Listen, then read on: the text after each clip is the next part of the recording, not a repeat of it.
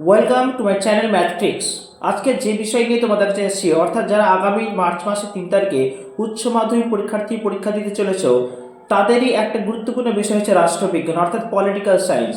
আর এই political science থেকে এই বছরে কি কি প্রশ্ন আসতে পারে, আমাদের টিম, আমি এবং আমাদের টিম নিরলস অক্লান্ত পরিশ্রম করে চলেছে তোমাদের জন্য। যে সাজেশনটা নিয়ে এসেছি বলতে গেলে বলা যায় অবার্থ একটা সাজেশন, অর্থাৎ এর বাইরে কিন্তু বড় প্রশ্ন আসতেই পারে না।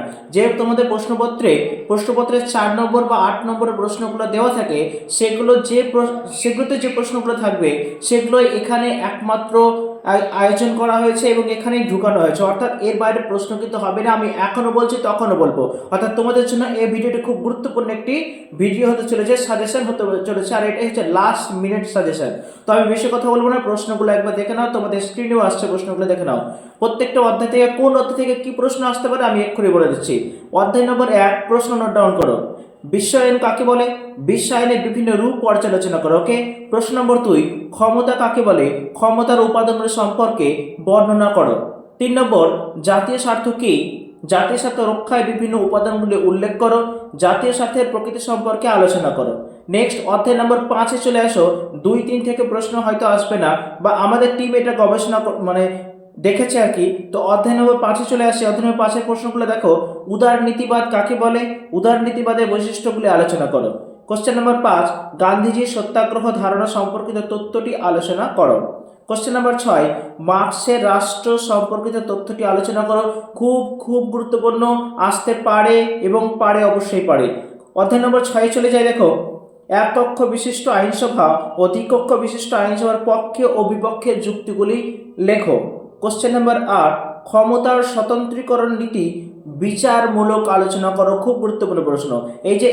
এগুলো প্রশ্ন বললাম, কিন্তু প্রত্যেকটা প্রশ্ন কিন্তু ভীষণ গুরুত্বপূর্ণ। আর সময় নষ্ট করে লাভ নেই, কারণ এগুলোই তোমাদের সাজেশনের একমাত্র অংশ, অবার্ত সাজেশন। ওকে, পরবর্তী কোশ্চেন হচ্ছে যে কোশ্চেন নাম্বার 9, বিচার বিভাগীয় স্বাধীনতা কিভাবে সংরক্ষিত হয়। ওকে। পরবর্তী অধ্যায় নম্বর 7-এ চলে আসি। কোশ্চেন নাম্বার 10, ভারতের রাষ্ট্রপতি ও মুখ্যমন্ত্রীর ক্ষমতা কার্যাবলী আলোচনা করো। অর্থাৎ রাষ্ট্রপতির ক্ষমতা কার্যাবলী আলাদা, আর প্রত্যেকটা রাজ্যের যে মুখ্যমন্ত্রী হচ্ছে সেই মুখ্যমন্ত্রীর ক্ষমতা ও কার্যাবলী তোমাকে আলোচনা করতে দিতে পারে। অধ্যায় নম্বর 8-এ চলে আসি। কোশ্চেন নাম্বার 11, ভারতীয় পার্লামেন্টের ক্ষমতা ও কার্যাবলী আলোচনা করো। কোশ্চেন নাম্বার 12, ভারতীয় পার্লামেন্টের আইন পাশের পদ্ধতি ব্যাখ্যা করো। এবার অধ্যায় নম্বর 9 চলে আসি।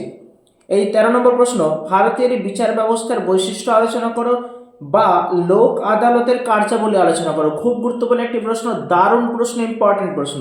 চলে আসে এবারে পরবর্তী প্রশ্ন, 14 নম্বর প্রশ্ন দেখো। সুপ্রিম কোর্টের গঠন ও কার্যাবলী আলোচনা করো। সুপ্রিম কোর্টের গঠন ও কার্যাবলী ভীষণ ইম্পর্টেন্ট। এবার আমি একটা কোশ্চেন দিয়ে রেখেছি, এক্সট্রা একটা কোশ্চেন, যেটা আসতে পারে, যারা একটু ভালো ছাত্রছাত্রী তারা কিন্তু এটা করে যেতেই পারে। কোশ্চেন নম্বর 15 দেখো, শেষের প্রশ্নটা, ক্রেতা সুরক্ষা আইন কি? ক্রেতা সুরক্ষা আদালত সম্পর্কে টিকা লেখো। এই যে গুণে গুণে 15টা প্রশ্ন, গুণে গুণে 15টা প্রশ্ন তোমাদের জন্য আজ রাষ্ট্রবিজ্ঞান থেকে নিয়ে এলাম। এর বাইরে দেখবে 4 বা 8-এর যে প্রশ্নগুলো হয় সেগুলোতে কোনো খামতি থাকবে না। এই প্রশ্নগুলো থেকেই কিন্তু দেবে। তুমি ফলো করে নিও, টেস্ট পেপার ফলো করতে পারো, পড়াশোনায় টেস্ট পেপার হোক বা এবিটিআই টেস্ট পেপার হোক, প্রত্যেকটা জায়গাতেই কিন্তু এই প্রশ্নগুলো দেওয়া হয়েছে। ফলে আমাদের টিম এটা নিয়ে কিন্তু অর্থাৎ প্রত্যেকটা বিষয় নিয়ে আসলে খুব অক্লান্ত পরিশ্রম করে চলেছে। আর তোমরা যদি পরীক্ষা লিখে আসতে পারো, তাহলে আমাদের টিমের, আমার অন্তত সবকিছু সার্থক হবে, এবং তোমরাও কিন্তু নিজেকে সার্থক বলে মনে করবা। তো আজকে আমি এখানেই রাষ্ট্রবিজ্ঞানের সাজেশনের ভিডিওটি কমপ্লিট করলাম। তো অবশ্যই নোট ডাউন করে পড়াশোনা শুরু করে দাও। ওকে। তো আজকে